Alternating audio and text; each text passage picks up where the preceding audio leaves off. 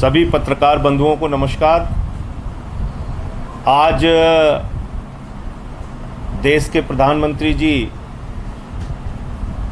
भारत चीन सीमा विवाद को लेकर एक महत्वपूर्ण बैठक कर रहे हैं,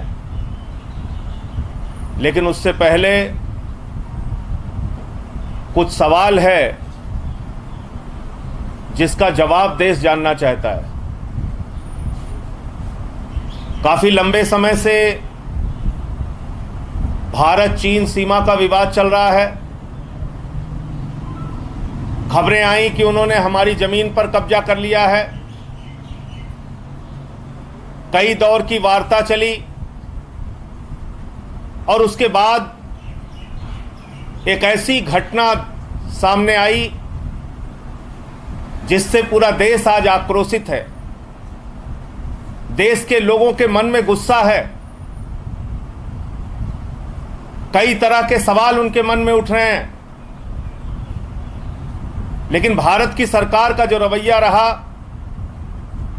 केंद्र की सरकार का जो रवैया रहा, वो अत्यंत दुर्भाग्यपूर्ण है। पहले कहा गया हमारे 3 जवान शहीद हुए हैं, फिर बताया गया हमारे 20 जवान शहीद हुए हैं, फिर बताया गया हमारा कोई भी जवान चीन की सेना के कब्जे में नहीं है, चीन के कब्जे में नहीं है। और कल ये जानकारी मिली, और वो भी मीडिया के माध्यम से जानकारी मिली, कि 10 हमारे जवानों को चीन से छुड़ाया गया है। मेरा सवाल यह है कि ऐसे गंभीर मसले पर, सीमा विवाद के ऐसे महत्वपूर्ण विषय पर केंद्र की भाजपा सरकार देश से झूठ क्यों बोल रही है? यह देश की जनता के साथ एक विश्वासघात है जो केंद्र की सरकार कर रही है। सही जानकारी ना देना, जवानों के बारे में, उनकी शहादत के बारे में आंकड़े छिपाना, देश को गुमराह करना, सीमा विवाद जैसे मसले पर सही जानकारी देश को नहीं देना, यह देश की जनता के साथ एक बहुत बड़ा विश्वासघात है। मैं पूछना चाहता हूं केंद्र सरकार से, आखिर किस कारण से हमारे जवानों को बंधक बनाए जाने की खबर आपने छुपाई? आखिर किस कारण से जवानों की शहादत पहले 3 बताई, फिर 20 बताई? आप देश को सच बताइए। पूरा देश इस वक्त आक्रोशित है, गुस्से में है, और वो सच जानना चाहता है।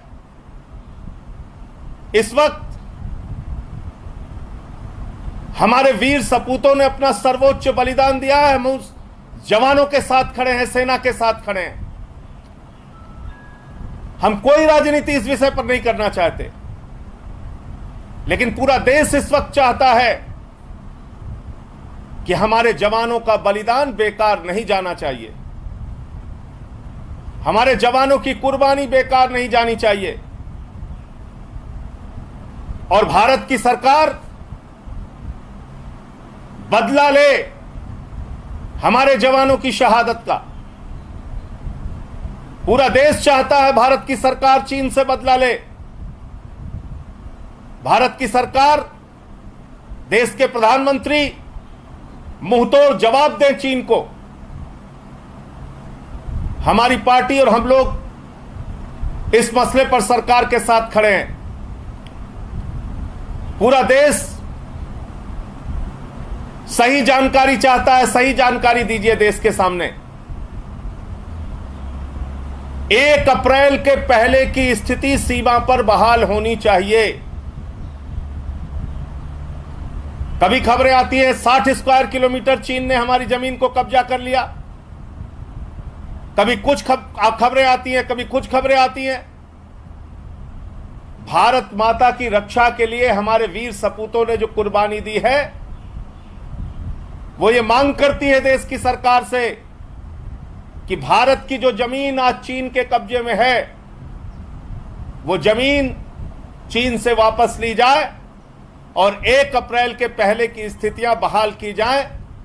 जो हमारा क्षेत्र था, जो भारत माता की धरती थी, उसको आजाद कराया जाए। 3 बार के चुने हुए मुख्यमंत्री को नहीं बुलाना, मैं समझता हूं ये अपने आप में सरकार की सोच को उजागर करता है, और वो किस प्रकार से, किस दिशा में सोचते हैं, ये पूरा देश देख रहा है। सर, क्या आप ये कह रहे हैं कि उस लिस्ट में जिन पार्टियों को बुलाया गया उनमें ऐसी भी पार्टियां शामिल हैं जिनके 5 सांसद नहीं है, और आरजेडी और आम आदमी पार्टी को जानबूझ के छोड़ा गया? ये आप खुद चेक कर लीजिए ना, मैं तो आपको बता रहा हूं, और आपके चैनलों ने ही चलाया है। ऐसी तमाम पार्टियां जिसके पास 5 सांसद नहीं है, उनको भी बुलाया गया है। और मैं ऐसा मानता हूं कि उनको बुला के कुछ गलत नहीं किया गया है, सबको बुलाना चाहिए।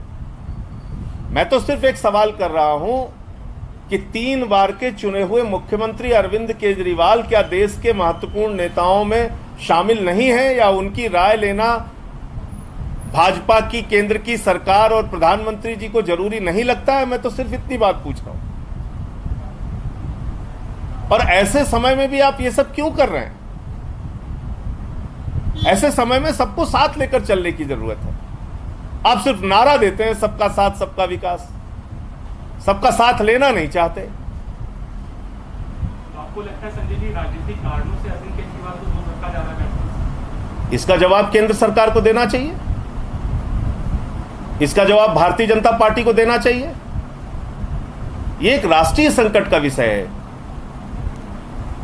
यह कोई चुनाव की राजनीति नहीं है, यह कोई रैली सभा धरना प्रदर्शन नहीं है, यह एक राष्ट्रीय संकट का विषय है।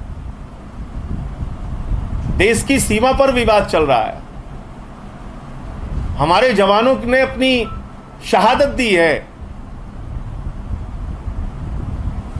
तो ये तो सरकार को तय करना चाहिए कि उसको सबको साथ लेकर चलना है कि नहीं चलना है। धन्यवाद। सियासी तफदीर यूट्यूब चैनल को सब्सक्राइब करें और बेल आइकन पर क्लिक करें ताकि आपको सबसे पहले खबरें मिलती रहें।